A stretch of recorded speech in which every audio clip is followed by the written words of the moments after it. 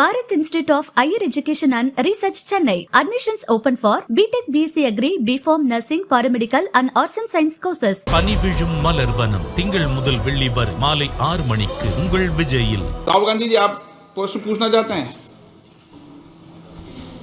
Speaker sir, it's obvious to the whole country. It's obvious to the whole country that there is a very serious problem in our examination system. This is not just a question of NEET, it is in all the major examinations. Now, the minister has blamed everybody except himself.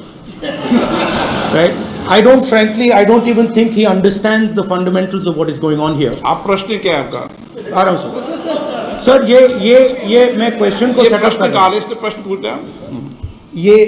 The issue is that there are millions of students in this country who are extremely concerned at what is going on and who are convinced that the Indian examination system is a fraud.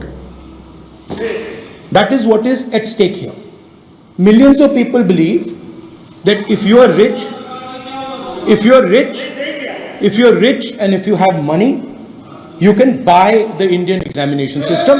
And by the way, and this is the same feeling that the people in the opposition have. And that is why we are asking some very simple questions to Honorable Minister. Number one, as this is a systemic issue, what exactly are you doing to fix this issue at a systemic level?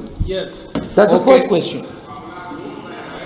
Okay, question में चल रहा है अभी. Please. अब मैं मंत्री जी, मैं एक बार बोल दूं इस बात पे. चलो मंत्री जी, आप शॉर्ट में जवाब दो, फिर मैं बोल ही देता हूं. आज आप शॉर्ट में जवाब देना प्लीज. अध्यक्ष महोदय, मेरे जो शिक्षा है, मेरे जो संस्कार है, मेरे जो सामाजिक जीवन है, मेरे को मेरे राज्य की, मेरे सूबे की जनता की स्वीकृति मिली है. मैं किसी की, मेरे बौद्धिक और मेरे संस्कार की सर्टिफिकेट मेरे को सारी सदन में किसी से नहीं चाहिए. देश की प्रजातंत्र में चुन के मेरे नेता प्रधानमंत्री मोदी जी को प्रधानमंत्री की भूमिका दिया है.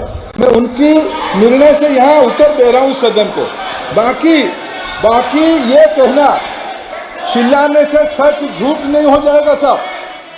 ये जो कहा गया, देश की अभी की एग्जामिनेशन सिस्टम रबिश है सर. इससे दुर्भाग्यजनक बयान देश की नेता प्रतिपक्ष का कुछ नहीं हो सकता है सर. मैं कठोर शब्द से इसको निंदा करता हूं.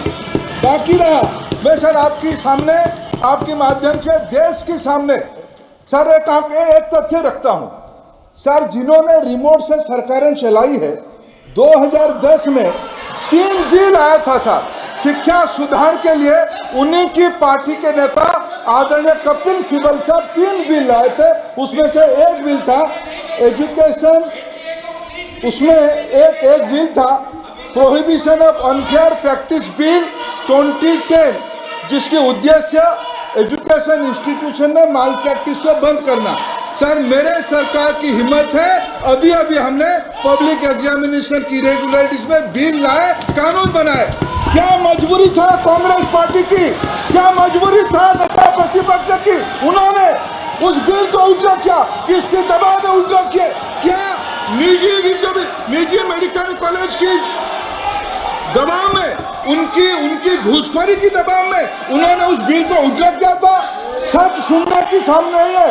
ये मैं किसी की विद्वता में प्रश्न नहीं उठाता हूं, लेकिन सच 2010 में शिक्षा सुधार की बिल उन्हीं की सरकार ने लाया था, दबाव में उन्होंने उल्टा किया. ये हमको प्रश्न पूछते हैं. एक मिनट प्लीज. मैं सबको मौका दिया, सबको मौका दूंगा. एक मिनट माननीय सदस्य, प्लीज 1 मिनट बैठिए.